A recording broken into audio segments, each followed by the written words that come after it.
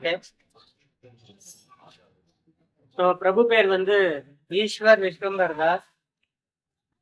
அவர் வந்து சாம்சங் கம்பெனியில ஒர்க் பண்ணிட்டு இருந்தாரு. 2007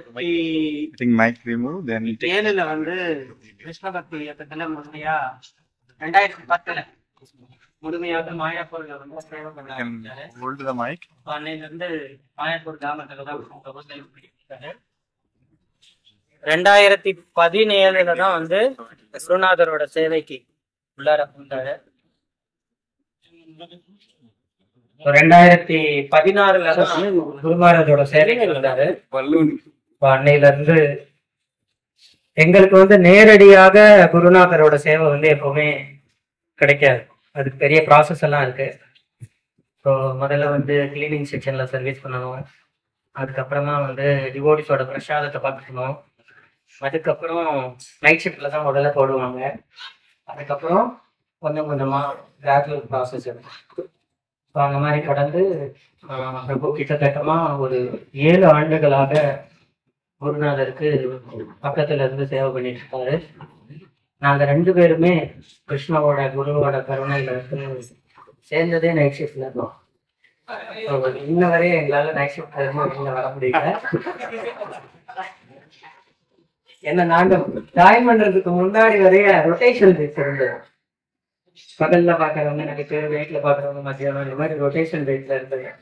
அன்பார்ச்சுனேட்லி குருமாரர் வந்து ரொம்ப அந்தரங்கமா நீங்க மட்டும் இருக்குன்னு முடிவு பண்ணிட்டாரு போல இருக்கு. இப்போ ரொம்ப இன்டிமேட்டு. அதனால புதுசா இருக்கிற பக்தர்களுக்கு வந்து புரியுறது ரொம்ப கஷ்டம். புதுசா இப்பதான் வரீங்க, இன்னும் ஜபமே ஆரம்பிக்கல அப்படின்னா அந்த மாதிரியான பக்தர்களுக்கெல்லாம் வந்து இப்ப நாங்க பேசுற விஷயங்கள் ரொம்ப புதுசா இருக்கு. அதனால நீங்க வந்து பிரபு வந்து என்ன பண்ண போறாருன்னா முதல்ல பிலாசபி கொடுக்க போறாரு, தத்துவம் கொடுத்து அதுக்கப்புறம் தான் வந்து குருநாதரோட லீலைக்குள்ளார போவாங்க. ஓகேங்களா? அதனால எல்லாரும் கொஞ்சம் கவனமா இருங்க. Hare Krishna. Hare Krishna. So, dear devotee, please accept my humble obeisances. All glory to Srila Prabhupada. எல்லோரும் என்னோட பணிவான நமஸ்காரங்களை ஏற்றுக்கோங்க. எல்லா புகழும் Srila பிரபுபாதருக்கு. So, my mother tongue is Bengali. என்னுடைய தாய்மொழி வந்து பெங்காலி. கதா சபை. என்னோட பேச்சு கேக்குது தானே எல்லாருக்கும்? மைக் வேண்டாம் இல்ல? ஓகே, மைக் வைக்கணும். Sure. It's okay. So, I will speak in Bengali. And Radha Goloknath Prabhu, he is my very dear friend. He will translate it is in Tamil because Prabhu knows 5-6 languages. He has a big advantage. நான் வந்து என்னோட தாய்மொழி வந்து வங்காள மொழி. நான் வங்காள மொழியில குருநாதரோட லீலைகளை பத்தி சொல்லுவேன். ராதா கோலோகநாத் பிரபு வந்து அது தமிழ்ல உங்க எல்லாருக்கும் மொழியாக்கம் பண்ணுவாரு. அவருக்கு 5-6 பாஷைகள் தெரியறது ஒரு நல்ல வாய்ப்பு. ஆமா, டிரான்ஸ்லேட்டர்னா என்ன பண்ண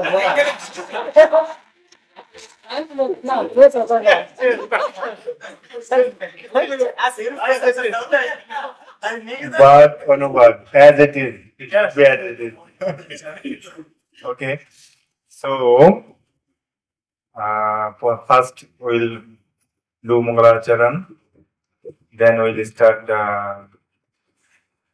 Guru Maharaj, Srila Guru Maharaj glorification. First of all, I will speak few minutes.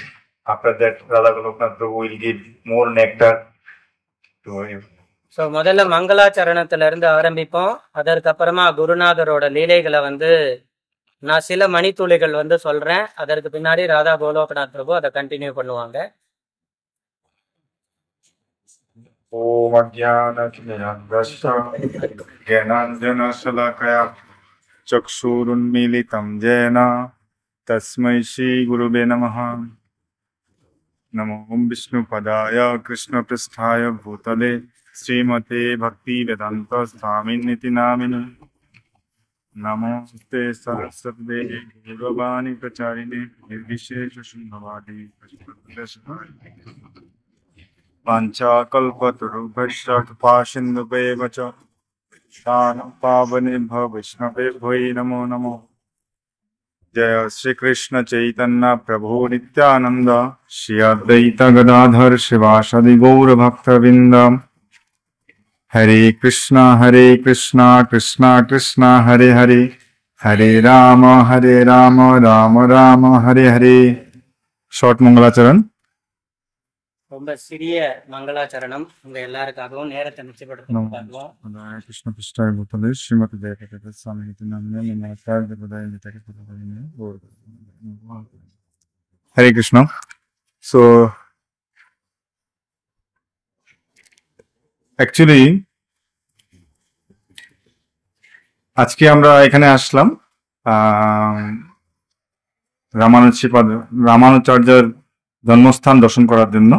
நாங்க இன்னைக்கு வந்தது ஸ்ரீபாத் ராமானுஜாச்சாரியரோட ஜன்மஸ்தானத்தை தரிசனம் செய்வதற்காக। তো প্রথমে আমি সবাইকে ধন্যবাদ জানাচ্ছি যারা এই প্রোগ্রামের আয়োজন করেছেন, তাদেরকে ধন্যবাদ জানাচ্ছি আমাদেরকে এই বিশেষ সুযোগ করে দেওয়ার জন্য। இந்த நிகழ்ச்சிகளை நிர்வாகம் செய்த பக்தர்கள் எல்லாருக்கும் என்னோட சிறந்தாழ்ந்த நமஸ்காரங்களை நான் வந்து தெரிவிச்சுக்கிறேன்। எங்களுக்கு இந்த வாய்ப்பளித்த உங்க எல்லாருக்கும் என்னோட நன்றிகளையும் தெரிவிச்சுக்கிறேன்। যারা আচার্য আছেন তাদের যে জন্মভূমি,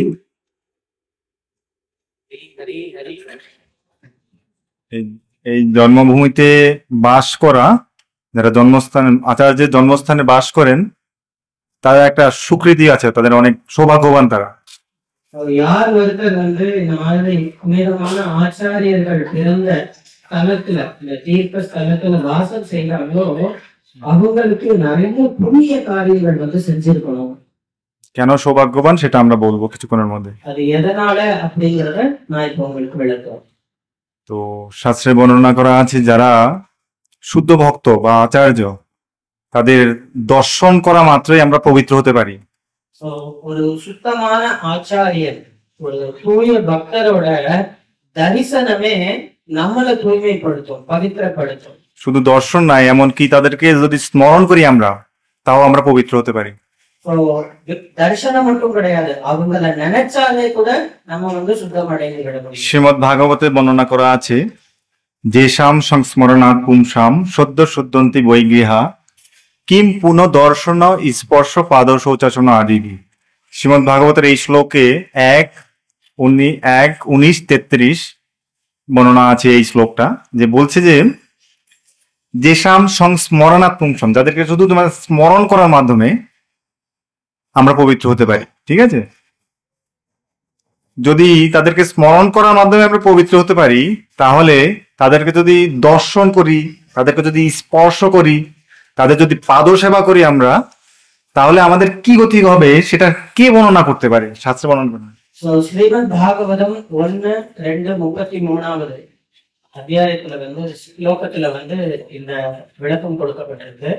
அந்த விளக்கம் எதை பத்தி சொல்லுது அப்படின்னா, ஒரு ஆச்சாரியனை தரிசனம் செய்வதன் மூலமாகவே நம்ம வந்து பவித்திரம் அடைய முடியும், புனிதமாக முடியும்। அப்படின்னா அவங்கள தொட்டு சேவை செஞ்சு அவங்களோட உபன்யாசங்களை கேட்டு அதை கடைபிடிக்கிறவங்களோட கதியை பத்தி என்ன சொல்றது? তাহলে কত গুরুত্বপূর্ণ এটা, না?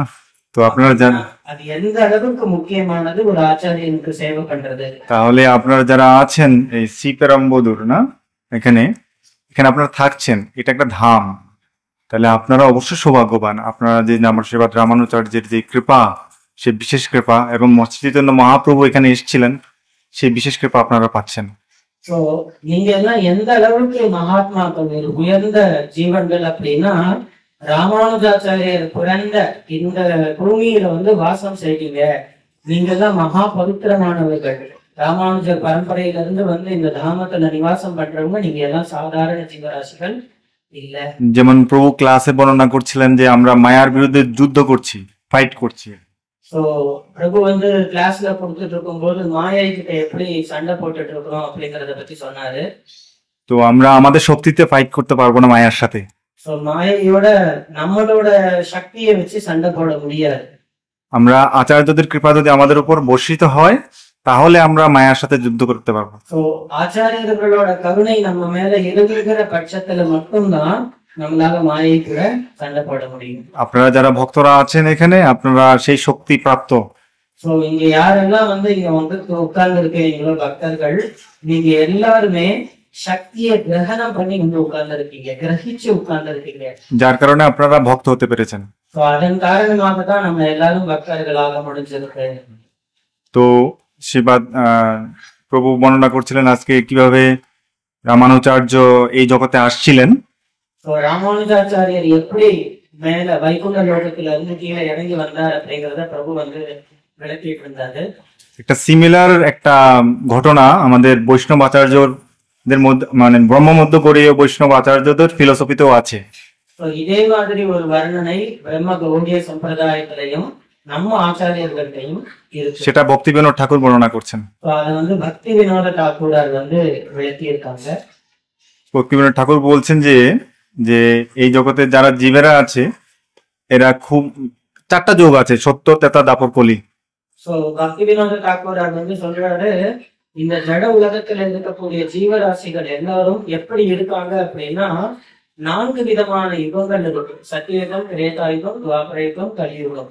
এই চার যুগের মধ্যে সবচেয়ে নিকৃষ্ট যোগ হচ্ছে কলিযুগ। சோ இந்த 4 யுகத்துல ரொம்ப மோசமான உலகம் வந்து கலியுகம்। কলিযুগের মানুষের অল্প আয়ু, অল্প মেধা, সবকিছুই মানে একদম লো ক্লাসের। சோ கலியுகத்துல இருக்கிற எல்லாருக்குமே வந்து தகுதிகள் வந்து ரொம்ப கம்மி, அல்ப ஆயுள், அல்ப புத்தி, இது எல்லாமே ரொம்ப கம்மியா இருக்கிறது। সো কি হয়, যখন সংসারে যখন আপনারা ফ্যামিলিতে আছেন, আপনারা কিছু টাকা সেভ করে রাখেন, যখন বিপদ হবে তখন সেটা ব্যবহার করার জন্য, তাই তো নাকি? சோ நம்ம எல்லாரும் குடும்பஸ்தர்களா இருக்கிறோம், குடும்ப வாழ்க்கையில இருக்கிறோம்। நம்ம சம்பாதிக்கிற பணத்துல வந்து சில பணங்களை வந்து சேமிப்பா வச்சிருக்கோம், எதனால? ஏதாவது அவசர தேவைக்கு பயன்படுத்துவதற்காக। তো ভগবানও দেখছেন যে কলিযুগের মানুষের অবস্থা খুব খারাপ থাকবে, তাদের জন্য একটা স্পেশাল ব্যাকআপ রাখতে হবে। சோ பகவான் ஸ்ரீ கிருஷ்ணரும் பாக்குறாரு, கலியுகத்துல இருக்கிற மக்கள் வந்து ரொம்ப கஷ்டப்பட்டு இருக்காங்க, அவங்களுக்காக ஏதாவது ஒரு சேவிங்ஸ் பண்ணணும் அப்படின்னு பகவான் நினைக்கிறாரு। এদেরকে সত্যযুগের মতো ধ্যান, ত্রেতাযুগের মতো যে সাধনা, সেই সাধনা পদ্ধতিতে কলিযুগের মানুষ উদ্ধার পেতে পারবে না। சோ சத்தியுகத்துல மாதிரி தியானம் பண்றது, திரேதா யுகத்துல பண்ற மாதிரி கோவில் வழிபாடு பண்றது, இதெல்லாம் பண்றதுனால கலியுகத்துல இருக்கிறவங்களுக்கு இதெல்லாம் பண்ண முடியாது।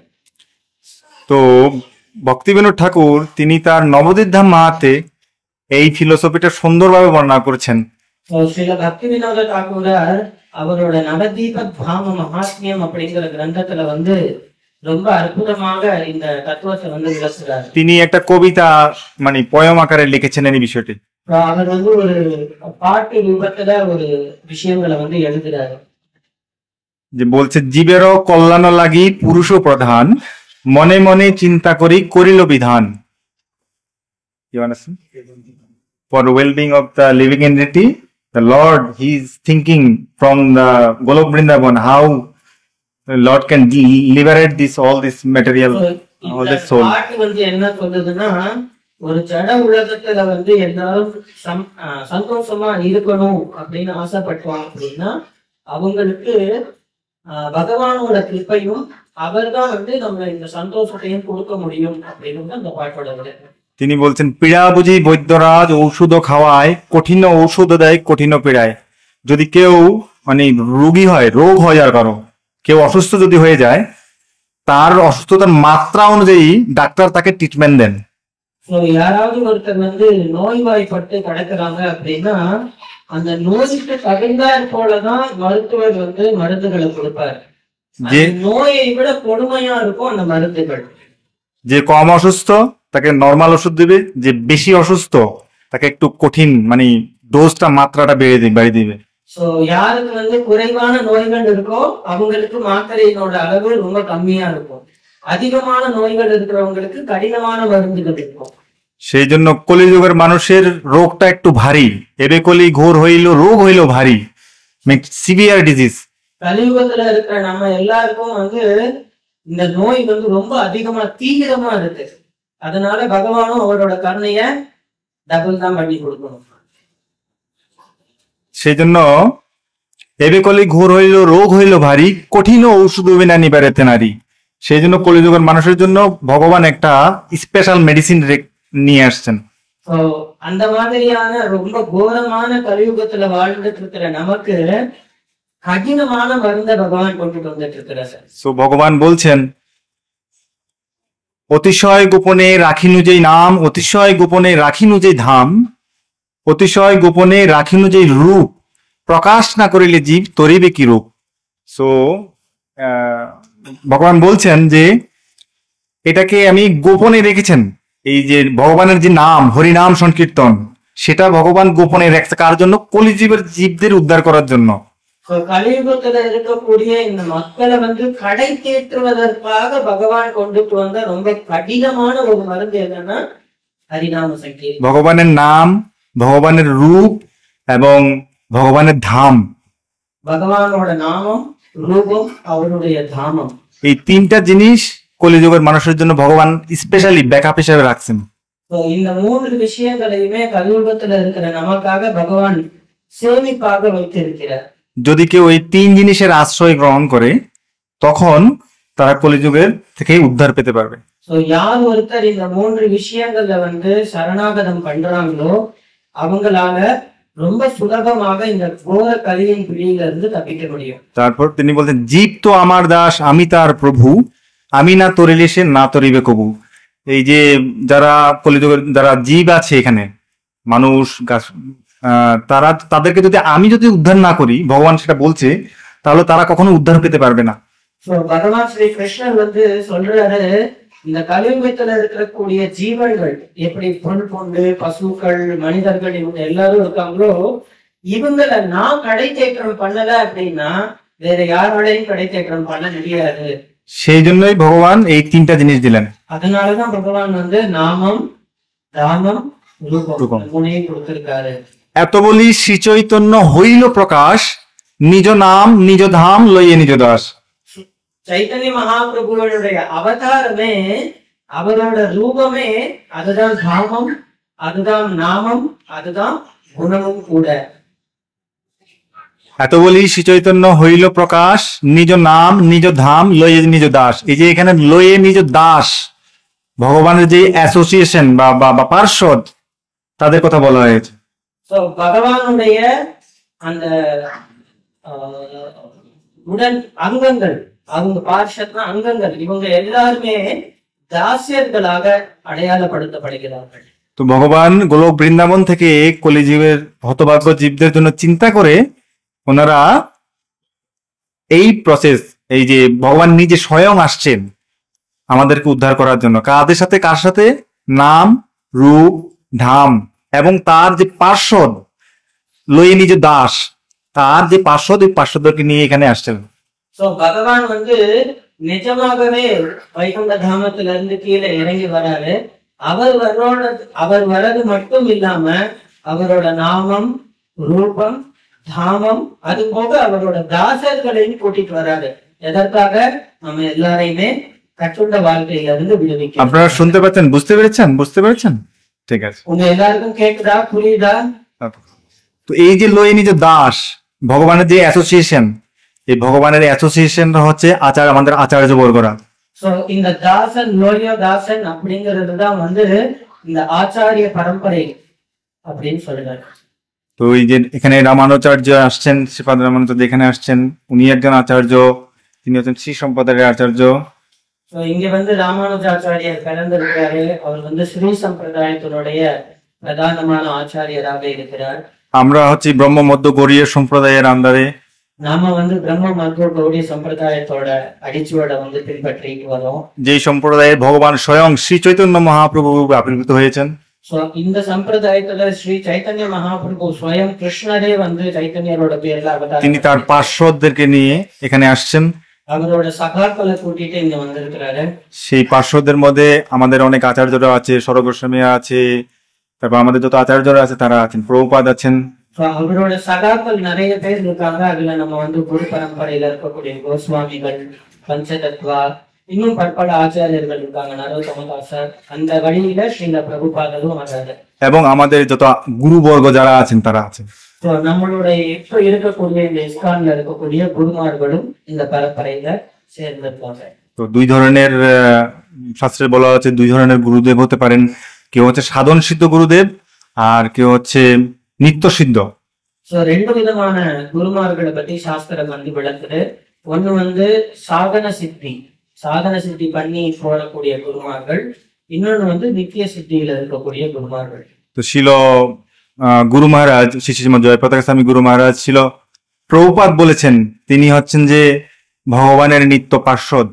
சோ ஸ்ரீல ஜெயபதாக சுவாமி குரு மகாராஜ் அவர்களை வந்து ஸ்ரீல பிரபுபாதரே சொல்லியிருக்காரு, அவர் வந்து பகவானுடைய சகாக்கள்ல ஒருத்தர், சைத்தன்ய மகாபிரபுடைய சகாக்கள்ல ஒருத்தர் அப்படின்னு.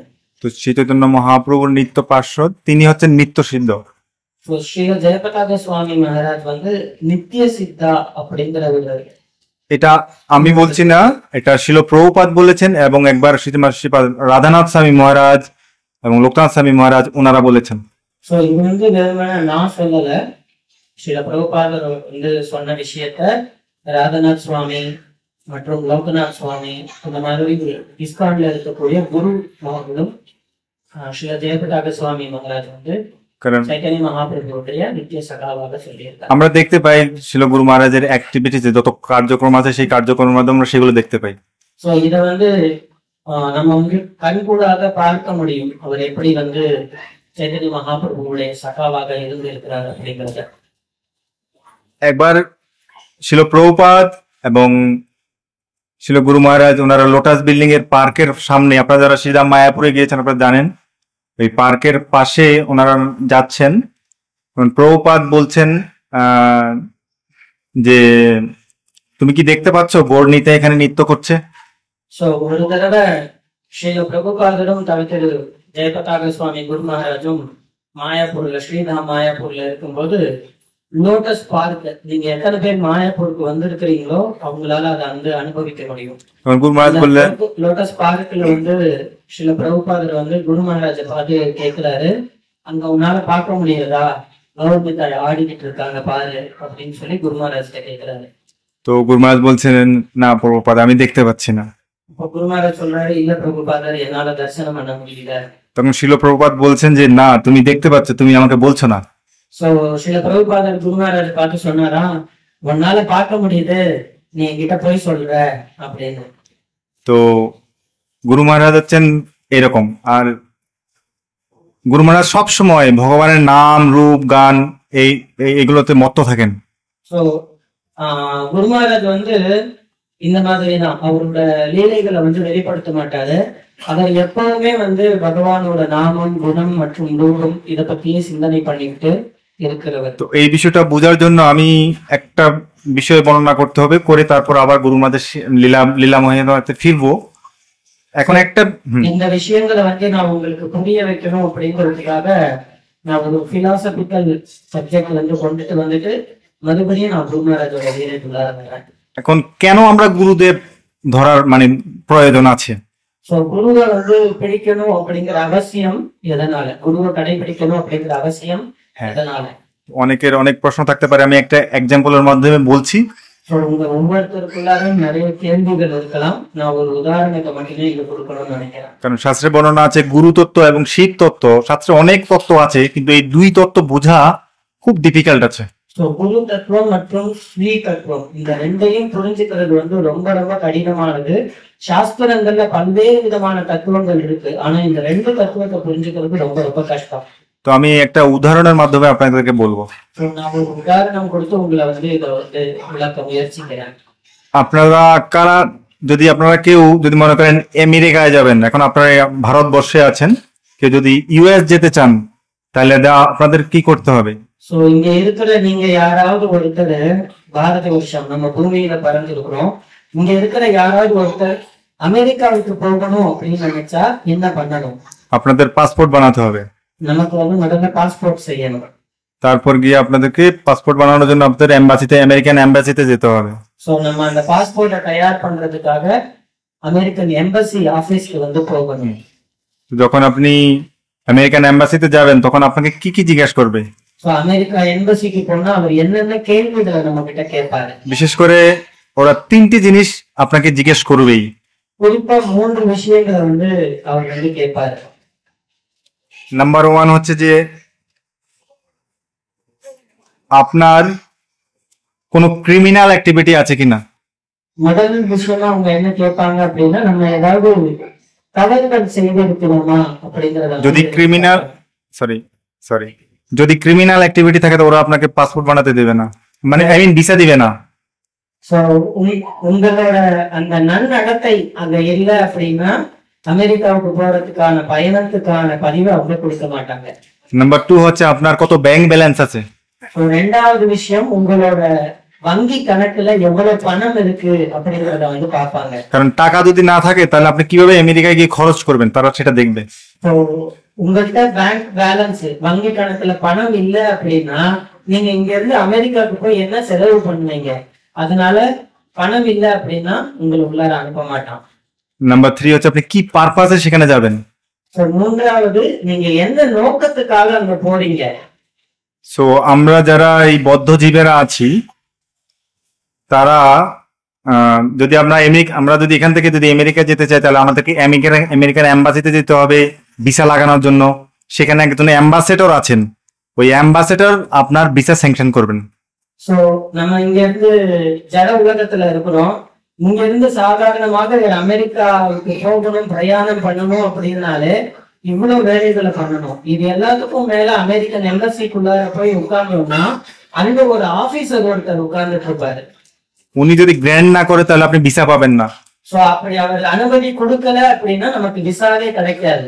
ঠিক তেমনি আমরা যারা ভক্তি করতে আসছি, আমরা যদি এখান থেকে ভক্তি করে যদি আমরা গোলক বৃন্দাবনে ভগবানের কাছে ফিরে যেতে চাই তাহলে আমাদের একজন সদ্গুরুদেবের আশ্রয় গ্রহণ করে সেই ভিসা অ্যারেঞ্জ করতে হবে। சோ இங்க சாதாரணமான ஒரு விஷயத்துக்கு இவ்வளவு தேவைப்படும் போது நம்ம வந்து பக்தி வாழ்க்கைக்கு வந்திருக்கிறோம், ஆன்மீக லோகத்துக்கு கோலோக பிருந்தாவனத்துக்கு பிரயாணம் பண்ண போறோம்। அப்படி இருக்கிற பட்சத்துல நமக்கு ஒரு சத்குரு ஒரு ஆச்சாரியரோட கிருபை வேணும்। அதனோட கருணை கிடைக்கல அப்படின்னா நம்மளால கோலோக பிருந்தாவனத்துக்கு போக முடியாது। আচার্য যদি স্যাংশন না করেন তাহলে গোলক বৃন্দাবনে যেতে আপনার অনেক কষ্ট হবে। অনেক কষ্ট মানে আপনি প্রায় যেতে পারবেন না। சோ குருநாதரோட கருணை கிடைக்கல அப்படின்னா ஆன்மீக உலகத்தை பத்தி யோசிக்கவே முடியாது। এখন গুরুদেব কি জিজ্ঞেস করবে আমাদের কাছে? মনে করেন আপনি আমেরিকা যেতে যেমন আপনার কোনো ক্রিমিনাল অ্যাক্টিভিটি আছে কিনা, তেমনি আমরা যারা ভক্তি করছি, আমরা 4 নিয়ম পালন করছি, 16 মালা জপ করছি, মঙ্গল আরতিতে উঠছি, এগুলো হচ্ছে কি আমাদের বেসিক নিড। আমরা কোনো ভক্তির অপোজিট কোনো কার্য আমরা করছি না। যদি ভক্তির অপোজিট কোনো কার্য করি তাহলে আমরা ভিসা পাবো না। சோ இப்ப வந்து நம்ம வந்து ஆன்மீக உலகத்துக்கு போகணும் அப்படின்னா குருநாதர் நம்ம கிட்ட இருந்து என்ன எதிர்பார்ப்பார்? குறிப்பா வந்து 4 ஒழுக்க விதிகளை கடைபிடிக்கிறது, 16 மாலைகள் ஜபிக்கிறது, காலையில எந்திரிச்சு மங்களாரத்தி அட்டன் பண்றது, இது எல்லாம் வந்து ஒரு அடிப்படையான செயல்கள்। இந்த செயல்களை நம்ம செய்யறோமா அப்படிங்கிறத குருநாதர் பாக்குறாரு। அப்படி இந்த செயல்கள்ல சரியில்லை அப்படின்னா பகவானோட தாமத்துக்கு நம்மளால போகவே முடியாது। আমরা যেমন আমেরিকা যেতে যেমন টাকা লাগবে, আমাদের গোলক বৃন্দাবনে যেতেও স্বীকৃতি লাগবে। আমরা যে সেবা করছি, এই সেবা করার ফলে সাধুদের সেবা, বৈষ্ণবদের সেবা, হরিগুরু বৈষ্ণবের সেবা, সেখান থেকে আমরা কিছু স্বীকৃতি পাচ্ছি। তো সেই স্বীকৃতি বলে গুরুদেবের কৃপা বলেই তখন আমরা যেতে পারবো। சோ எப்படி அமெரிக்காவுக்கு போய் அங்க செலவு பண்றதுக்கு நமக்கு பணம் பேங்க் பேலன்ஸ் இருக்கணுமோ அதே மாதிரி ஆன்மீக உலகத்துக்கு நம்ம பிரயாணம் பண்ணணும் அப்படின்னா ஹரி குரு வைஷ்ணவர்களுக்கு சேவை பண்ணி அந்த சேவையின் மூலமாக கிடைக்கக்கூடிய சுகிருதி, அந்த பலனை வச்சுட்டு மட்டும் குருநாதரோட கருணையினால நம்மளால இந்த ஜட உலகத்துல இருந்து கரையேற்றம் செய்ய முடியும்। আমেরিকা যেতে যেমন কি উদ্দেশ্যে আমরা সেখানে যাচ্ছি সেটা তাদেরকে বলতে হবে, তেমনি গুরুদেবকে আমরা বলতে হবে আমরা কি পারপাসে গোলক বৃন্দাবনে যাব, কি ভগবানের সেবা করতে যাব নাকি ওখানে উৎপাত করতে যাব। சோ நம்ம வந்து என்ன காரணத்திற்காக அமெரிக்காவுக்கு போறோம் அப்படின்றத எம்பசியில சொல்றோமோ அதே மாதிரி குருநாதர்கிட்டையும் நம்ம விளக்கணும், நான் என்ன காரணத்திற்காக ஆன்மீக உலகத்துக்கு போகணும்னு ஆசைப்படுறேன்। அங்க போய் என்ன நான் உங்களுக்கு சேவை பண்ண போறேன்னா, பகவானுக்கு சேவை பண்ண போறேன்னா, இல்ல அங்க இருந்து நான் வாழ போறேனா, இந்த விஷயத்த ஆன்மீக குரு கிட்ட சொல்லணும்। সেই জন্য আমাদেরকে অবশ্যই একজন সদ্গুরুর চরণে আশ্রয় গ্রহণ করতে হবে। சோ அதனால நமக்கு சத்குரு அப்படிங்கிற ஒரு আচার্যের நம்ம வாழ்க்கைக்கு கண்டிப்பாக தேவை। কারণ সদ্গুরু তখন আমাদেরকে ভগবানের যে নাম, রূপ এবং ধাম এগুলো সম্পর্কে শিক্ষা দিবেন। அந்த சத்குரு ஆனவர் என்ன பண்ணுவாருன்னா பகவானோட நாமம், ரூபம், தாமத்தை பத்தி நமக்கு வந்து அறிவுரைகளை வந்து கொடுப்பாரு। আর যারা সদ্গুরু হন তারা সবসময় ভগবানের নাম, গুণ, গানে মত্ত থাকেন। யார் ஒருத்தர் அந்த மாதிரியான சத்குரு நிலையை அடைஞ்சிருக்காங்களோ அவங்க எப்பவுமே பகவானோட நாமம், ரூபம் மற்றும் தாமத்தை பற்றிய சிந்தனையிலேயே இருப்பாங்க. যাহা যাহা নেত্র পরে তাহা কৃষ্ণ স্ফুরে। சோ எங்கெல்லாம் கண் பார்வை போடுதோ அங்கெல்லாம் பகவானோட விஷயங்களை அவங்களால பார்க்க முடியும். তো আমাদের শিষ্যমাদেব পতাকা স্বামী গুরু মহারাজ তিনিও সবসময় ভগবানের নাম গুণ গানে মত্ত থাকেন। சோ நம்மளோட ஸ்ரீல ஜெயபிரகாஷ சுவாமி குரு மகாராஜா 24 மணி நேரமும் நாமம், குணம், ராமத்தை பற்றிய சிந்தனையிலேயே இருப்பாங்க. একবার শিল গুরু মহারাজ স্নান করছিলেন বাথরুমে। স্নান করার পর গুরু মহারাজ তারপর বাথরুম থেকে বাইরে আসলেন। ஒரு நாள் ஸ்ரீல குரு மகாராஜ் குளிச்சுட்டு இருந்தாரு. குளிச்சு முடிச்சுட்டு பாத்ரூம்ல இருந்து வெளியில வர்றாரு. তো আমাদের একজন ভক্ত ছিলেন, ওনার নাম হচ্ছে ব্রজেশ্বর গৌর প্রভু। எங்க சேவகர்களுக்குள்ளார பிரஜேஸ்வர் கௌர் அப்படின்னு ஒரு பக்தர் இருக்காரு. উনি একটা টি শার্ট গায়ে ছিল, ওনার গায়ে একটা টি শার্ট ছিলেন যেটাতে GAP লেখা ছিল, গ্যাপ। சோ அவர் ஒரு டி ஷர்ட் போட்டிருந்தாரு. அந்த டி ஷர்ட்ல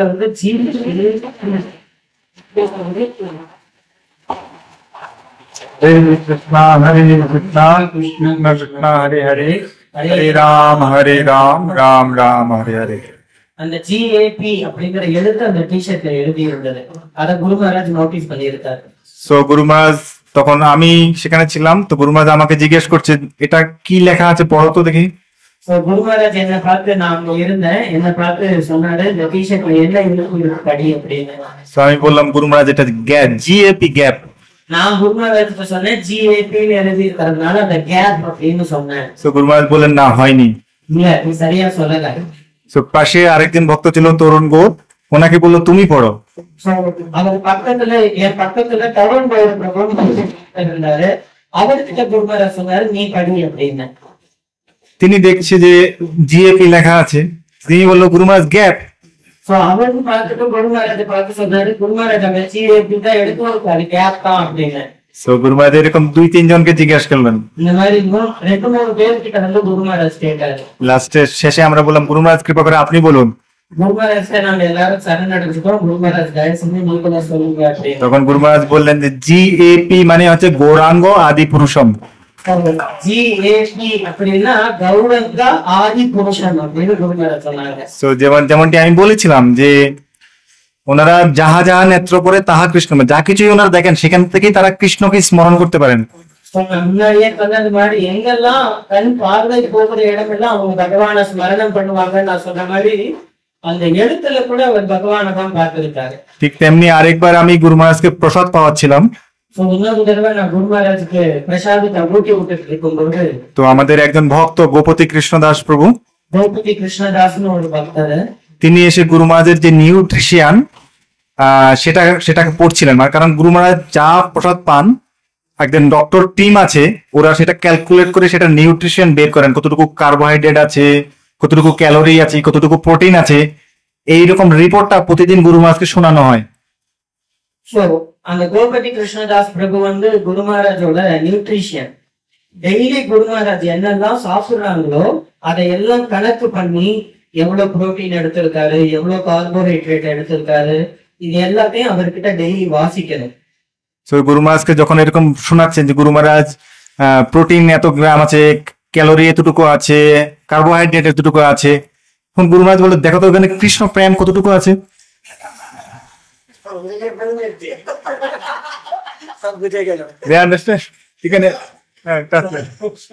குரு மகாராஜ் கோபதி படிச்சுட்டு இருக்கிறாரு ஒவ்வொன்னா, கேலரி எவ்வளவு இருக்கு, புரோட்டீன் எவ்வளவு இருக்கு, இதெல்லாம் படிச்சுட்டே இருக்கும்போது குரு மகாராஜ் கோபதியை பார்த்து கேட்டாராம் அதுல கிருஷ்ண பிரேமம் எவ்வளவு இருக்குன்னு பார்த்து சொல்லுங்க। সো আমরা সাধারণত এইগুলোর মধ্যে আমরা কৃষ্ণকে স্মরণ করতে পারি, এগুলো সিম্পল জিনিস না, কিন্তু গুরু মহারাজ ওই সমস্ত বিষয়ের মধ্যেও মানে কৃষ্ণকে দর্শন করেন। சோ நம்ம சாதாரணமானவங்க எல்லாம் இந்த விஷயங்கள் எல்லாம் பெருசாக எடுத்துக்க மாட்டோம், ஆனா குருநாதர் அந்த விஷயத்திலையும் கூட கிருஷ்ணரை எப்படி ஸ்மரணம் பண்ணணும் அப்படிங்கறத சொல்லி கொடுக்கிறாரு। এটা হচ্ছে নিত্য সিদ্ধ ভক্তদের কোয়ালিটি। இதுதான் நித்திய சித்த பக்தர்களோட தகுதி। আমরা চেষ্টা করে ভগবানকে স্মরণ করতে পারি না, நம்ம முயற்சி பண்ணிட்டு இருக்கோம் பகவான நம்மளால ஸ்மரணம் பண்ண முடியுது அப்படின்னு, কিন্তু যারা শুদ্ধ ভক্ত আছে তারা চেষ্টা করে ভগবানকে ভুলতে পারে না। சோ சுத்த பக்தர்கள் என்ன பண்ண முடியாது அப்படின்னா அவங்க பகவானை மறக்கவே முடியாது. এই হচ্ছে শুদ্ধ ভক্তদের মধ্যে আমাদের মধ্যে পার্থক্য। சோ இதுதான் வந்து சுத்த பக்தர்களுக்கும் நமக்கும் இருக்கிற பெரிய வித்தியாசம்। তো আরেকবার গুরু মহারাজ, আমি একটা প্রসাদ লীলা বলবো সুন্দর। আবার গুরু মহারাজের একজন ডাক্তার আছে, ডক্টর হরি গুরু গৌর দাস। சோ நான் வந்து குரு மகாராஜோட ஒரு பிரசாத லீலை ஒண்ணு வந்து சொல்றேன்। குரு மகாராஜோட பக்கத்துல அவரோட பர்சனல் டாக்டர் ஒருத்தர் இருக்காரு, அவர் பேர் வந்து ஹரி குரு கௌர் தாஸ்। এই লীলার মাধ্যমে আমরা একটু বুঝতে পারবো কিভাবে গুরু মহারাজ প্রসাদকে সম্মান জানান এবং কিভাবে তিনি কৃষ্ণকে স্মরণ করেন। சோ இந்த விஷயத்தின் மூலமாக நம்ம வந்து குரு மகாராஜ் எப்படி பிரசாதத்துக்கான மரியாதையை கொடுக்கிறார், அதே நேரத்துல பிரசாதம் எடுக்கும் போதும் ஏற்றுக்கொள்ளும் போதும் கிருஷ்ணரை எப்படி நினைக்கிறார் அப்படிங்கறத புரிஞ்சுக்க முடியும்। তো হরিগুরু গৌর প্রভু, হরিগুরু প্রভু তিনি গুরু মহারাজের পার্সোনাল ডাক্তার। তিনি একবার পুরী ধামে গেলেন। சோ ஹரிகுரு கௌர் பிரபு வந்து ஒரு தடவை ஜெகநாத் பூரிக்கு வந்து பிரயாணம் பண்ணாரு। সো কোনো কারণে আমি ওনাকে কল করেছিলাম। சோ ஏதோ ஒரு சில காரணங்களுக்காக நான் ஹரிகுரு பிரபுவுக்கு நான் போன் செஞ்சேன், கால் பண்ணேன்। আমি জিজ্ঞেস করলাম যে প্রভু আপনি কোথায় আছেন? তিনি রিপ্লাই করলো আমি তো এখন জগন্নাথপুরীতে আছি। சோ அப்போ நான் வந்து கேட்டேன், பிரபு நீங்க எங்க இருக்கீங்க அப்படின்னு। அவர் வந்து பதில் அளித்தார், நான் ஜெகநாத் பூரியில இருக்கேன் அப்படின்னு। তো আমি ওনাকে বললাম, ও এটা তো খুব ভালো কথা, আপনি জগন্নাথপুরীতে আছেন, তাহলে গুরু মহারাজের জন্য জগন্নাথের খাজা প্রসাদ নিয়ে আসবেন। சோ நான் உடனே வந்து அந்த சந்தர்ப்பத்தை பயன்படுத்திக்கிட்டு பிரபு கிட்ட சொன்னேன், பிரபு நீங்க ஜெகநாத் பூரியில இருக்கீங்க, ரொம்ப விசேஷம், குரு மகாராஜருக்காக খাজা பிரசாதத்தை வந்து வாங்கிட்டு வாங்க அப்படின்னு। জগন্নাথের সল্টি খাজা প্রসাদ পাওয়া যায় জগন্নাথপুরীতে, খুব স্পেশাল সেটা, আর গুরু মহারাজ এটা অনেক পছন্দ করেন। சோ ஜெகநாத பூரியில வந்து 2 விதமான காஜாக்கள் வந்து தயார் பண்ணுவாங்க, ஒண்ணு இனிப்பு, இன்னொன்னு வந்து உப்பு। சோ அந்த உப்பு காஜா வந்து குருநாதருக்கு ரொம்ப பிடிக்கும்। তো দুদিন পরে তিনি শ্রীরাম মায়াপুরে ফিরেছেন প্রসাদ নিয়ে। சோ 2 நாள் கழிச்சு அவர் பிரசாதத்தை வாங்கிட்டு மாயாப்பூருக்கு திரும்பினாரு। তো রাতে আমি সেবায় সেখানে ছিলাম, ராத்திரி நான் அங்க சேவையில இருக்கிறேன், প্রভু ছিলেন সাথে আমার। நானும் இருக்கிறேன்। তো ডক্টর এসে তখন গুরু মহারাজকে ওই প্রসাদটা দিতে চাইলেন। আমি তখন গুরু মহারাজকে ব্রাশ করছিলাম। சோ குருநாதருக்கு வந்து டாக்டர் போனாங்க, அந்த பிரசாதத்தை கொடுக்க போறாரு, நான் குருநாதருக்கு பல் துலக்கி கொண்டு இருந்தேன்। আমি হাতে দিয়ে ইশারা করেছি এখন দিবেন না, পরে দেখাবেন। சோ நான் வந்து அவர் ஹரிகுரு டாக்டர்கிட்ட சொன்னேன், இப்ப காமிக்காத அப்புறம் காமி அப்படின்னு சொல்லி என்னோட கையால வந்து அவரை விளக்குனேன்। তারপর তিনি প্রসাদটা পাশে রাখলেন, গুরু মহারাজকে প্রণাম করলেন। சோ அவர் வந்து பிரசாதத்தை அங்க டேபிள்ல வச்சுட்டு குரு மகாராஜுக்கு சாஷ்டாங்கமா நமஸ்காரம் பண்ணினாரு। প্রভু পাশে একটা ট্রে ধরে আছেন, আমি ব্রাশ করছি গুরু মহারাজকে। நான் வந்து ஒரு தட்டு குடிச்சுக்கிட்டு இருக்கிறேன், அவர் பல்லு துலக்கிட்டு இருக்கிறாரு। ব্রাশ শেষ হয়ে গেল, பல்லு தேய்ச்சி முடிச்சாச்சு। এখন গুরু মহারাজের সাথে হরিগুরু প্রভু কথা বলছে, তার কুশল বিনিময় করছে, কেমন আছো তুমি, কোথা থেকে আসছো। তারপর হরিগুরু প্রভু কে জিজ্ঞাসা করছে। சோ குரு மகாராஜ் வந்து பல்லு தேய்ச்சி முடிச்ச உடனே ஹரிகுரு பிரபுவை பார்த்து கேள்வி கேட்க ஆரம்பிச்சாரு, எப்படி இருக்க, எங்க இருந்து வந்திருக்கிற, எப்படி எல்லாம் நடந்தது, இது எல்லாத்தையும் விசாரிக்க ஆரம்பிக்கிறாரு। গুরু মহারাজকে তখন তিনি জগন্নাথের প্রসাদ দেখালেন। গুরু মহারাজ আমি আপনার জন্য জগন্নাথ প্রসাদ নিয়ে আসলাম। சோ குரு மகாராஜ் கிட்ட அப்பதான் வந்து ஒரு பிரசாதத்தை எடுத்து காமிக்கிறாரு, குரு மகாராஜ் உங்களுக்காக நான் அந்த பிரசாதத்தை எடுத்துட்டு வந்திருக்கேன் அப்படின்னு। তো গুরু মহারাজ সাথে সাথে ওখান থেকে প্রসাদ নিয়ে খেতে চাইলেন। சோ குரு மகாராஜ் உடனடியாக ஒரு க்ஷணம் கூட வேணாக்காம உடனே கையை விட்டு அந்த பிரசாதத்தை எடுத்து சாப்பிட முயற்சி பண்ணாரு। কিন্তু আমি গুরু মহারাজকে আটকালাম, நான் গুরু মহারাজ এখন পাবেন না, நான் வந்து குரு மகாராஜை தடுத்துட்டேன், இல்ல குரு மகாராஜ் இப்ப சாப்பிடாதீங்க அப்படின்னு। কারণ আপনার ব্রাশ করা হয়ে গেছে। நான் சொன்னேன், உங்களுக்கு பல்லு பேச்சு முடிச்சாச்சு, இனிமே நீங்க சாப்பிடக்கூடாது, சாப்பிடாதீங்கன்னு நான் தடுத்துட்டேன்। কিন্তু গুরু মহারাজ আমাকে শুনলেন না, না শুনে উনি ওখান থেকে নিয়ে অর্ধেক নিয়ে খেয়ে নিলেন। சோ குரு மகாராஜ் என் பேச்சு கேட்கவும் இல்லை, என்ன சட்டை கூட பண்ணல, அதுல இருந்து பாதி பிரசாதத்தை முடிச்சு சாப்பிட்டாரு। তারপরে আরেকটা প্রসাদ ছিল, আরেকটা খাজা ছিল, সেটা গোল আকৃতি ছিল, সেটাও নিলেন।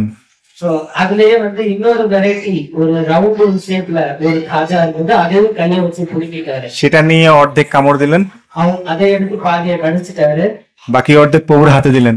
பாக்கி மீதி என்கிட்ட கொடுத்துட்டாரு।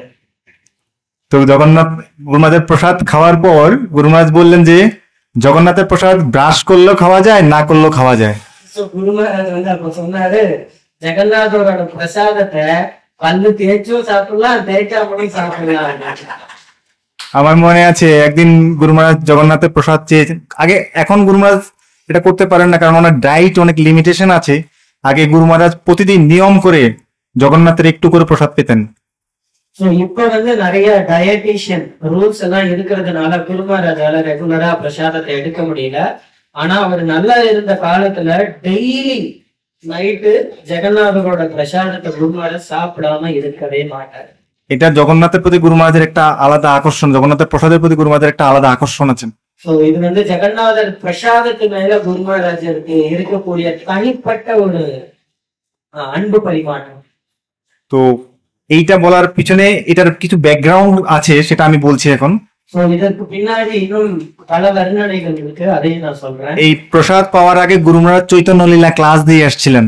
சோ இந்த பிரசாதம் சாப்பிடுறதுக்கு முன்னாடி குரு மகாராஜ் சைத்தன்ய லீலையில கிளாஸ் கொடுத்துட்டு வர்றாரு, சைத்தன்ய லீலையை பத்தி பேசிட்டு வர்றாரு। সেই ক্লাসে গুরু মহারাজ বর্ণনা করছিলেন যে গোবিন্দ চৈতন্য মহাপ্রভুর একজন সার্ভেন্ট ছিলেন, তার নাম ছিল গোবিন্দ। சைத்தன்ய மகாபிரபுவோடைய சகாக்கள்ல ஒருத்தர் வந்து கோவிந்தர் அப்படிங்கிற பேர்ல ஒருத்தர் இருக்காரு। তো বাংলা থেকে অনেক ভক্তরা পুরী ধামে যেতেন। பெங்கால்ல இருந்து நிறைய பக்தர்கள் வந்து ஜெகநாத் புரி தாமத்துக்கு তো போவாங்க। বাংলার এই ভক্তরা মানে মহাপ্রভুর জন্য প্রচুর প্রসাদ, তারপর অনেক উপহার নিয়ে যেতেন। তো மகாபிரபு எப்பெல்லாம் தரிசனம் பண்ண போறாங்களோ அப்ப நிறைய பிரசாத வகைகள் அவங்க வகை வகையா செஞ்சு எடுத்துட்டு போவாங்க। তো সবাই নিয়ে গোবিন্দের কাছে সেই প্রসাদ দিতেন, যে মহাপ্রভুকে এই প্রসাদ দিবে এবং এনশিওর করবে এটা যে মহাপ্রভু আমার এই বানানো এই প্রসাদটা পেয়েছেন। சோ அவங்க எல்லாரும் கொண்டுட்டு போய் அந்த பிரசாதத்தை கோவிந்தர் கையில கொடுத்துருவாங்க। கோவிந்தர் கிட்ட ஒரு வார்த்தையும் சொல்லிடுவாங்க, எனக்கு வந்து நீங்க வாக்குறுதி கொடுங்க இத சைத்தன்ய மகாபிரபு ஏத்துக்கிட்டார் அப்படின்னு। এখন গোবিন্দের বর্ণনা, ওখানে বর্ণনা করা আছে যে প্রায় 100 ভক্তের প্রসাদ সেখানে জমা হয়ে গেছে, প্রায় 100 জন ভক্ত সেই প্রসাদ খেতে পারবে, এত প্রসাদ জমা হয়ে গেছে সেখানে। சோ ஒரு 100 பேர் சாப்பிடக்கூடிய அளவிலான பிரசாதம் வந்து கோவிந்தர் கிட்ட இருக்கு, அவ்வளவு பிரசாதமும் அவங்க வந்து அடுக்கி வச்சிருக்கிறாங்க। এখন গোবিন্দ যখন রুম থেকে বের হয় তখন ভক্তরা তাকে জিজ্ঞেস করে আমার প্রসাদটা কি মহাপ্রভু পেয়েছে? சோ கோவிந்தர் எப்பெல்லாம் ரூமை விட்டு வெளியில வராரோ வெளியில காத்துட்டு இருக்கிற பக்தர்கள் எல்லாம் கோவிந்தரை பார்த்து கேட்பாங்க, সবাই என்னோட பிரசாதத்தை ஏத்துக்கிட்டாரா அப்படின்னு। সবাই গোবিন্দকে এরকম ধরছে, আমারটা কি পেয়েছে? ও বলছে আমারটা কি পেয়েছে। গোবিন্দ একটু কনফিউশনে পড়ে গেল, আমি কি করবো এখন। சோ கோவிந்தர்கிட்ட ஒவ்வொருத்தரும் கேக்குறாங்களா, யாரெல்லாம் கொடுத்தாங்களோ என்னோட பிரசாதத்தை சாப்பிட்டாரா, என்னோட பிரசாதத்தை சாப்பிட்டாரா அப்படின்னு। இப்ப கோவிந்தருக்கு ஒண்ணுமே புரியல, அவர் மறுபடியும் இறங்கி போய் நிக்கிறாரு, என்ன பதில் சொல்றதுன்னு தெரியல। তিনি মহাপ্রভুকে গিয়ে বললেন যে দেখেন বাংলার ভক্তরা এত প্রসাদ নিয়ে আসছে, মহাপ্রভু আপনি কোনো প্রসাদ পাচ্ছেন না, সবাই গিয়ে আমাকে বলছে যে আমার প্রসাদটা কি পেয়েছে কিনা, তো আমি কি করবো এখন। சோ அவர் வந்து சைத்தன்ய மகாபிரபு கிட்ட போய் கம்ப்ளைண்ட் பண்றாரு, மகாபிரபு நீங்க பிரசாதமே சாப்பிடறது இல்ல, பாருங்க உங்களுக்காக இத்தனை பேர் கொண்டுட்டு வந்திருக்காங்க, அவங்க என்ன பாடாப்படுத்துறாங்க, அவர் சாப்பிட்டாரா இல்லையான்னு சொல்லி। இப்ப அவங்கள்ட்ட போய் நான் என்ன பதில் சொல்றது। কারণ আমি তো মিথ্যে বলতে পারবো না, আমি বাইরে গেলে ভক্তরা আমাকে ধরে যে আপনি প্রসাদ পেয়েছেন কিনা। சோ நான் வந்து பொய் சொல்ல முடியாது வெளியில போய், நான் இப்ப வெளியில போனேன்னா என்ன பிடிப்பாங்க, என்னோட பிரசாதம் சாப்பிட்டாரா அப்படின்னு கேட்பாங்க। গোবিন্দ খুব বিপদে আছে এখন। கோவிந்தா வந்து ரொம்ப தலைவலியில இருக்கு। তখন তখন মহাপ্রভু বললেন ঠিক আছে যা প্রসাদ আছে সব নিয়ে আসো, আমি খাবো। சோ மகாபிரபு சொன்னாரா எத்தனை பிரசாதம் இருக்கோ எல்லாத்தையும் எடுத்துக்கோ நான் சாப்பிடுறேன் அப்படின்னு। তো সেখানে বর্ণনা আছে মহাপ্রভু একাই 100 জনের প্রসাদ খেয়ে নিয়েছেন। மகாபிரபு ஒருத்தரே 100 பேரோட பிரசாதத்தை சாப்பிட்டுட்டார் அப்படின்னு சொல்லி வர்ணனை இருக்கு। অ্যাকচুয়ালি তো গুরু মহারাজ এই ক্লাস দেওয়ার পর তারপর কি রোমে এসে তারপর এই জগন্নাথের প্রসাদের লীলাটা হয়েছিল।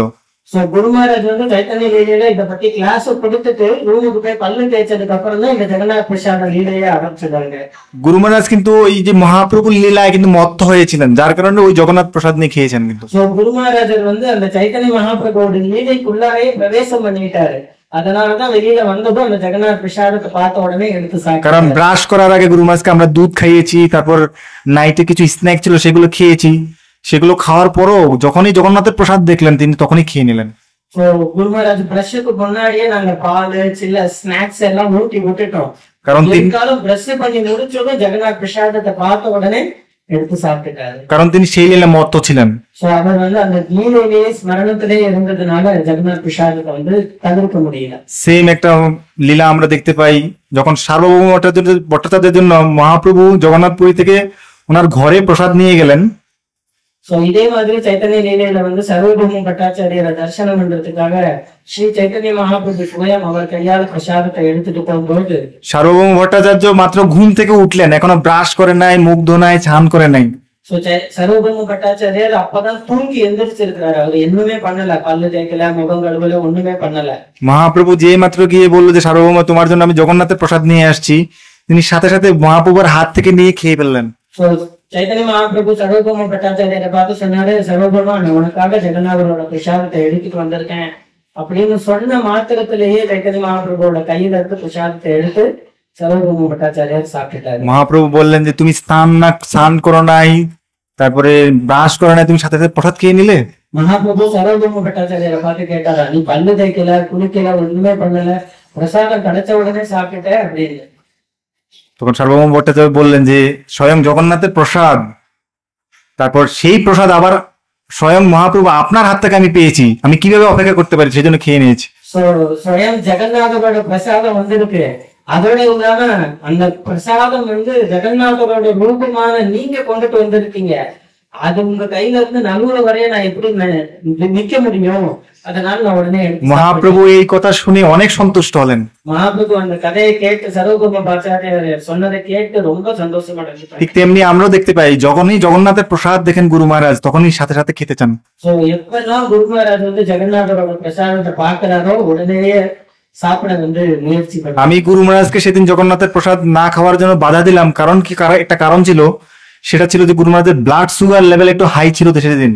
சோ நான் அன்னைக்கு குரு மகாராஜ் அந்த ஜெகநாதர் பிரசாதம் சாப்பிடறதை தடுத்ததுக்கு ஒரு முக்கியமான காரணம் இருக்கு, என்ன அப்படின்னா அவரோட ரத்த கொதிப்பு, ரத்த அளவு வந்து ரொம்ப அதிகமா இருந்தது। সেই জন্য আমি একটা টেকনিক করলাম যে প্রসাদ আগে ব্রাশ করে নিই, তারপর প্রসাদ দিব, তাহলে গুরু মহারাজ খাবে না, পরের দিন আমরা খাওয়াবো গুরু মহারাজকে। சோ நான் வந்து என்னோட புத்தியை யூஸ் பண்ணி யோசிச்சேன், குரு மகாராஜோட ரத்தம் வந்து கொஞ்சம் ரத்த அழுத்தம் அதிகமா இருக்கு, பிரஷ் பண்ணி முடிச்சுட்டு பின்னாடி எடுத்து வச்சுட்டோம்னா சாப்பிட மாட்டாரு, காலையில அதை கொடுக்கலாம்னு நான் யோசிச்சேன்। কিন্তু গুরু মহারাজ সেখান থেকে জগন্নাথের প্রসাদ পেলেন এবং বললেন যে জগন্নাথের প্রসাদ ব্রাশ করলেও খাওয়া যায়, না করলেও খাওয়া যায়। அங்க வந்து குரு மகாராஜ் எனக்கு ஒரு நல்ல பாடத்தை புகழ்த்தினாரு, ஜெகநாதரோட பிரசாதத்தையும் சாப்பிட்டாரு, அப்ப இந்த வார்த்தையே வேற சொன்னாரு, பல்லு தேய்ச்சும் சாப்பிடலாம், தேய்க்காமலும் சாப்பிடலாம்। কিন্তু প্রকৃতপক্ষে গুরু মহারাজ জগন্নাথের লীলা মানে মহাপ্রভুর সেই লীলাতে মত্ত ছিলেন, যার কারণে এই ঘটনা গুরু মহারাজ করলেন। சோ இந்த லீலை நடக்கிறதுக்கு மூல காரணம் வந்து அந்த மகாபிரபுடைய லீலையில அவர் முழுமையாக மூழ்கி இருந்ததுனால இந்த லீலை வந்து আরেকবার রাতে আমরা চেন্নাই থেকে মানে সেপ্টেম্বরের 9 তারিখে আমরা চেন্নাই থেকে এখান থেকে মায়াপুরে গেলাম, তখন গুরু মহারাজের বডিতে ইউরিয়ার পরিমাণ একটু বেশি ছিল।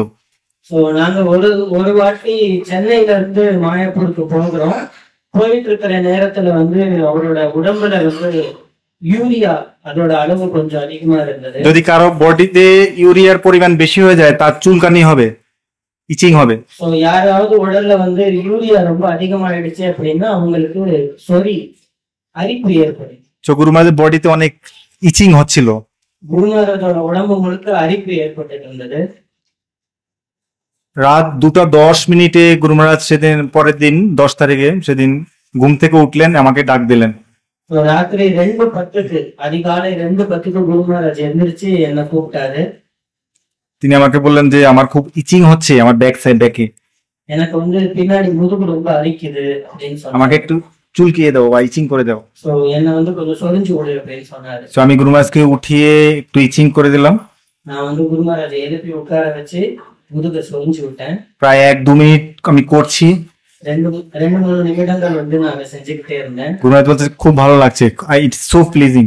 சோ எனக்கு வந்து ரொம்ப சந்தோஷமா இருக்கு, இது கொஞ்சம் ஆறுதலா இருக்கு அப்படின்னு குரு மகாராஜ் சொன்னாரு। গুরু মহারাজ তখন বলছিলেন যে শিল প্রভুপাদ ওনার লেকচারে বলছেন যে এই চুলকানি একটা রোগ। சோ சில பிரபுபாதர் வந்து குரு மகாராஜ் கிட்ட சொல்லி இருக்காரு ஒரு லெக்சர்ல, இந்த அரிப்பு ஏற்படுவது வந்து ஒரு விதமான நோய்। যখন তুমি ইচিং করবে মানে চুলকাবে তখন তোমার খুব ভালো লাগবে। சோ எப்ப நீ சொரிஞ்சுக்கிறியோ அது வந்து உனக்கு ரொம்ப ஆனந்தத்தை கொடுக்கும் அப்படின்னு। কিন্তু কিছুক্ষণ পরে তুমি বুঝতে পারবে ওখান থেকে ব্লাড বেরোচ্ছে। சோ கொஞ்ச நேரம் கழிச்சுதான் உனக்கு புரிய வரும், நீ சொரிஞ்ச இடத்துல இருந்து ரத்தம் வெளியில வருது, ரொம்ப சொரிஞ்சிட்டோம்। যদি বেশি চুলকাও তাহলে সেটা প্রথমে তোমাকে আনন্দ দিবে, পরে দুঃখ দিবে। சோ நம்ம வந்து ரொம்ப அதிகமா சொரிஞ்சிட்டோம் அப்படின்னா ஆரம்பத்துல அது ஆனந்தமா இருக்கும், ஆனா பின்னாடி ரத்தம் வந்து அது நமக்கு வலியை ஏற்படுத்தும்। ঠিক তেমনি যদি আমরা যদি বেশি ইন্দ্রিয় তৃপ্তি করি, এটা আমাদেরকে অনেক আনন্দ দিবে ক্ষণিকের জন্য, কিন্তু পরক্ষণে আমাদের দুঃখের কারণ হবে এটা। ஸோ நம்மளும் வந்து பாத்தீங்கன்னா ஜட உலகத்துல ரொம்ப அதிகமான புலனின்பங்களை அனுபவிச்சுட்டோம் அப்படின்னா ஆரம்பத்துல அது நமக்கு பல்வேறு விதமான ஆனந்தத்தை கொடுக்கும், ஆனா இறுதியில அதுதான் அதிகமான கஷ்டத்தையும் நமக்கு கொடுக்கும்। রাতের তখন 2টো বাজে, তিনি আমি চুলকাচ্ছি গুরু মহারাজকে, আর গুরু মহারাজ প্রভুপাদের লেকচার স্মরণ করে আমাকে সেই শিক্ষা প্রদান করছেন। ஸோ நடுராத்திரி 2:10 அந்த நேரத்துல நான் முதுகு சொரிஞ்சு விட்டுட்டு இருக்கிறேன், அவரு பிரபுபாதரோட லெக்சர் ஞாபகப்படுத்தி அதை வந்து என்கிட்ட சொல்லிட்டு இருக்கிறாரு। এটাই হচ্ছে শুদ্ধ ভক্তের মধ্যে আমাদের মধ্যে পার্থক্য, ওনারা সবসময় কৃষ্ণকে স্মরণ করতে পারেন। ஸோ இதுதான் வந்து சுத்த பக்தருக்கான ஒரு அறிகுறி, அவர் எப்பவுமே கிருஷ்ணரையும் அவரோட குருவையும் நினைவுபடுத்தி கொண்டே இருப்பார் அப்படிங்கிறது। আমরা 3 জন গুরু মহারাজের রাতের সেবায় আছি। நாங்க 3 பேரும் ராத்திரி குரு மகாராஜோட சேவையில இருக்கோம்। প্রায় সময় আমরা দেখতে পাই গুরু মহারাজ গুরু মহারাজ এখন ক্লিকারে জব করে, যেহেতু ওনার প্যারালাইজড হয়েছে, যার কারণে উনি বাঁতে ক্লিকারে জব করেন। ஸோ பல நேரங்கள்ல குருநாதர் வந்து அவரோட கிளிக்கர்ல தான் ஜபம் பண்ணிட்டு இருக்காரு, ஏன்னா அவருக்கு பக்கவாதம் ஏற்பட்டதின் காரணமாக மாலையில சொல்ல முடியாது। সো গুরু মহারাজ ঘুমাচ্ছেন এবং ক্লিকারে জব করছেন, குருநாதர் நல்லா கொரட்டை விட்டு புரிஞ்சிட்டு இருக்கிறாரு, ஆனாலும் கிளிக்கர்ல ஜபம் பண்ணிட்டே இருக்காரு। কিন্তু সাধারণ মানুষরা এটা করতে পারবে না। சாதாரண மனிதர்களால இதை வந்து பண்ண முடியாது। একবার রাতে গুরু মহারাজ, আমার সাথে আরেকজন ভক্ত ছিলেন তখন, কোভিড এর সময় সেটা ছিল, সর্বমঙ্গল কৃষ্ণ নাম প্রভু, তিনি আর আমি রাতের শিফট করছিলাম তখন। சோ கோவிட் நேரத்துல வந்து சர்வமங்கல கிருஷ்ணா பிரபு நானும் நைட்டு ஷிஃப்ட் பண்ணிட்டு இருக்கும்போது তো গুরু মহারাজ বেডে গিয়ে ঘুমাচ্ছেন, আর তারপর ক্লিকারটা চলছে, ক্লিকারটা যখন চলছে তখন একটা সাউন্ড হচ্ছে, টাস টাস সাউন্ড। சோ அவர் பெட்ல படுத்து இருக்கிறாரு, ஆனா அந்த கிளிக்கரோட சவுண்ட் டப் டப் டப் டப் அப்படின்னு கேட்டுக்கிட்டே இருக்கு। তো সর্বমঙ্গল প্রভু ভাবছেন গুরু মহারাজ ঘুমায় নাই, তিনি জব করছেন। சோ சர்வமங்கல பிரபு வந்து நினைச்சிட்டு இருக்கிறாரு குரு மகாராஜ் தூங்கல, அவர் ஜபம் பண்ணிட்டு இருக்காரு அப்படின்னு। তিনি গিয়ে গুরু মহারাজকে টাচ করে বলছে, গুরু মহারাজ প্লিজ এখন ঘুমিয়ে পড়েন।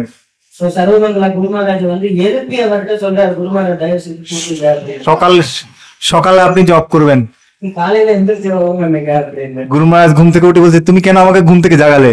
குரு மகாராஜ் தூக்கத்துல இருந்து எந்திரிச்சு கேட்கிறாரு, என்ன ஏன் எழுப்புறாரு அப்படின்னு। আমি তো ঘুমাচ্ছিলাম। நான் தான் நல்லா தூங்கிட்டு தான் இருக்கிறேன், Why you wake up me? ஏன் என்னை எழுப்பி விட்ட? So পরের দিন সকালে গুরু মহারাজ সকাল শিফটের ভক্তদেরকে বলছে, এই রাতের শিফটের ভক্তরা আমাকে ঘুমাতে দেয়নি, ঘুম থেকে জাগিয়ে দিচ্ছে। சோ மறுநாள் காலையில குருநாதர் வந்து காலேஜ் டிவோட்டிஸ் வந்ததும் எங்களை பத்தி கம்ப்ளைண்ட் போட்டு கொடுத்துட்டாரு, இவங்க ராத்திரி ஃபுல்லா என்ன தூங்கவே விடல, தூங்கி இருக்கிறவனை எழுப்பி தூங்க சொல்லிட்டு இருக்காங்க அப்படின்னு। গুরু মহারাজ বলছে, যে ঘুমায় না তাকে যে ঘুমায় তাকে জাগাতে পারে, যে ঘুমায় না।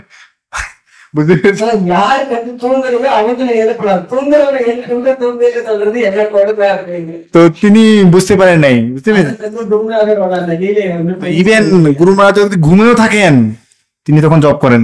அவர் என்ன தூக்கத்துல இருந்தாலும் நாமும் சொல்லிட்டே। এই দিব্যলীলাটি আমরা আস্বাদন করছি, சோ இந்த லீலைகளை வந்து நாங்க தினமும் அனுபவிச்சுட்டு। কিন্তু নতুন কেউ যদি ওইখানে যায় তাহলে ও বুঝবে যে গুরু মহারাজ মানে ঘুমাচ্ছে না, গুরু মহারাজ জব করছে। சோ யாராவது புதுசா உள்ளார போறாங்க அப்படின்னா அவங்களால அதை புரிஞ்சுக்க முடியாது, குருமரா தூங்காம ஜெபம் பண்ணிட்டு இருக்காரு அப்படின்னு தான் நினைப்பாங்க।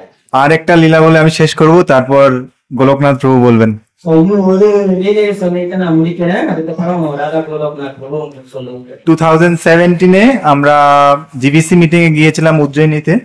சோ 2017ல ஜிபிசி மீட்டிங் நடக்குது, உஜ்ஜைனுக்கு நாங்க போனோம்।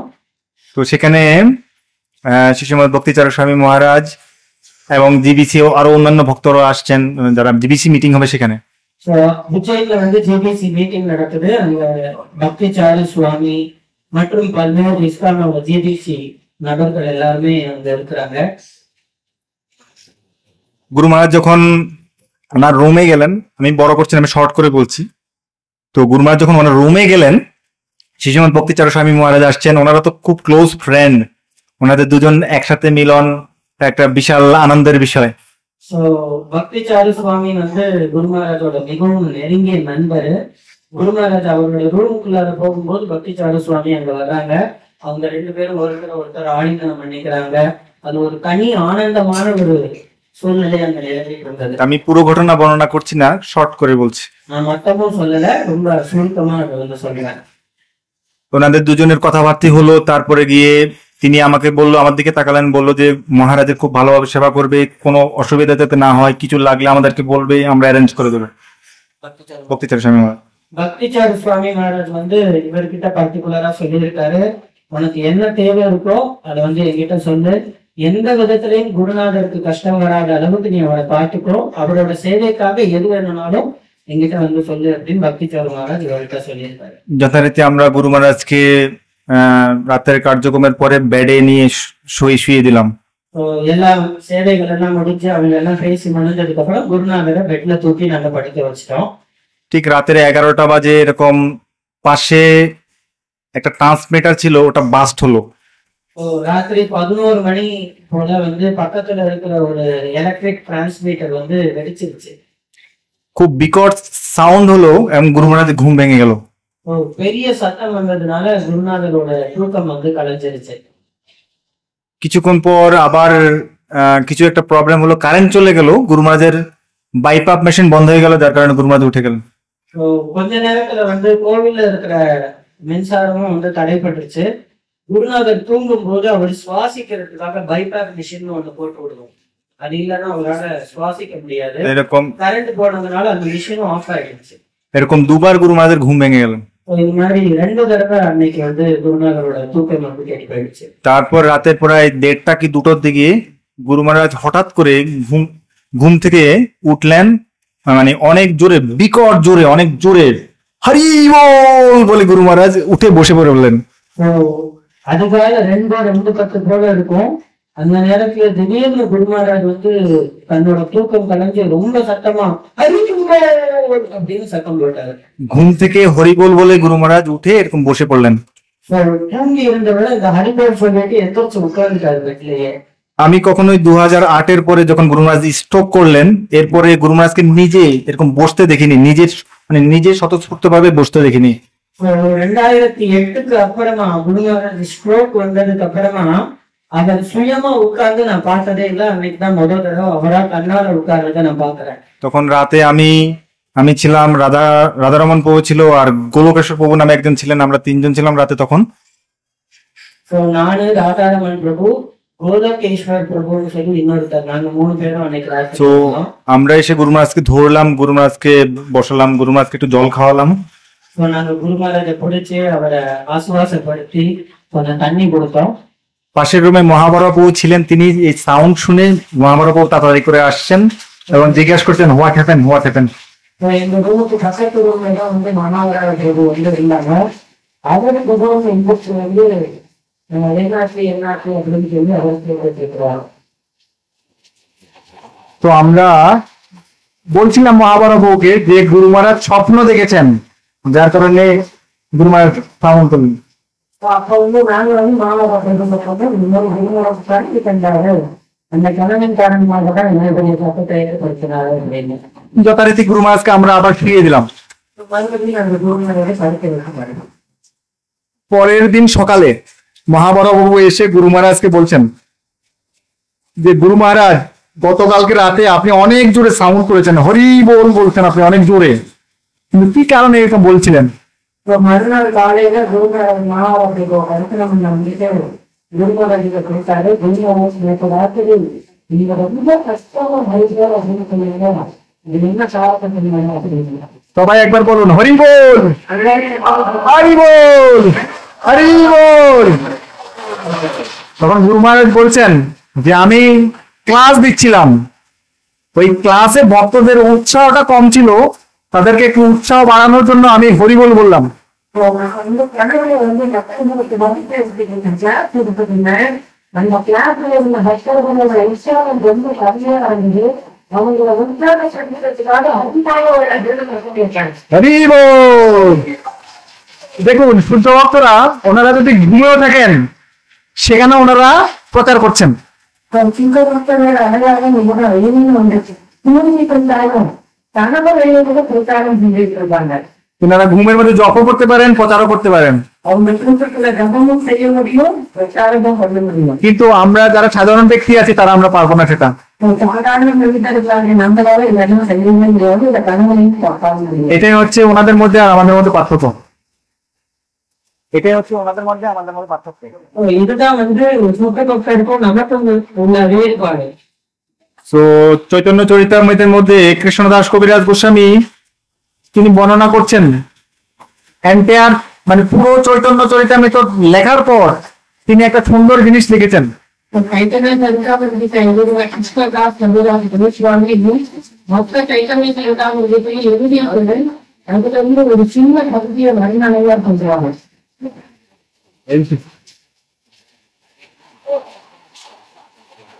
எல்லாத்தையும் கேட்டுதா?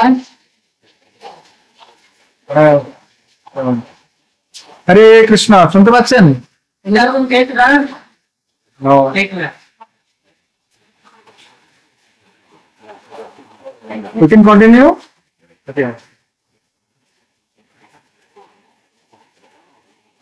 আমি এটা বলি শেষ করে তারপরে দেন আপনি কি বলবেন।